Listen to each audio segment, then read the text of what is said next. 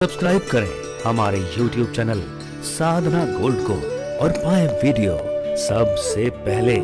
और हाँ, bell icon दबाना ना भूलें। दुर्योधन ने महाराज पांडवों को श्राप दिलाने के लिए 10,000 ऋषियों के साथ निमंत्रण दिया था। पांडव जब 12 वर्ष के वनवास में थे तो द्रौपदी के पास एक अक्षय पात्र था। उसका नियम था कि कितने भी लोग आ जाएं, जब तक महाराज सब कोई भोजन नहीं कर लेता था उस पात्र का भोजन समाप्ति नहीं होता था।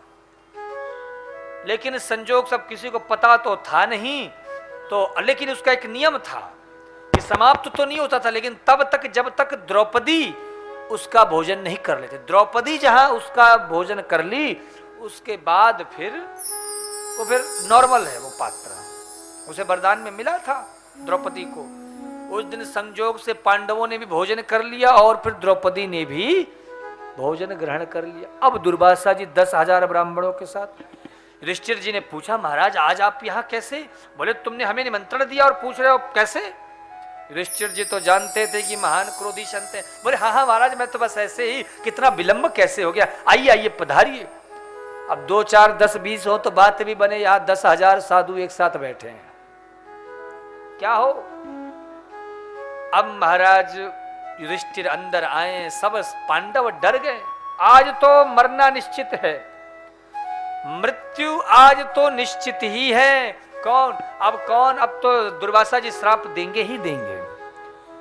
उसी समय कन्हैया पीछे से आ गए द्रौपदी के पास। अरे ओ सखी, क्या कर रही हो? भूख बड़ी जोर की लगी है, कुछ है?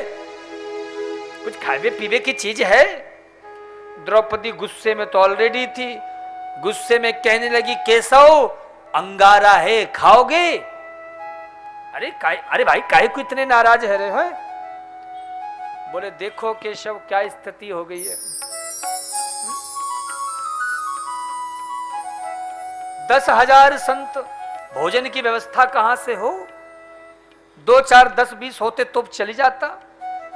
पात्र में भी अब कुछ भी नहीं बचा। ठाकुर जी मुस्कुराए, बोले वो जो तुम्हारा अक्षय पात्र बटुही है, जरा उसे लाओ तो ठाकुर जी ने झांक करके देखा तो उसमें चावल का एक कण पड़ा हुआ था, लगा था बटुही में।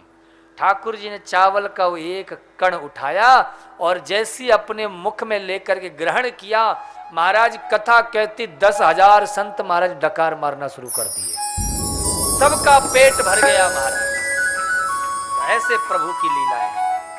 ये वैसे छोटे मोटे संत नहीं है दुर्वासा जी।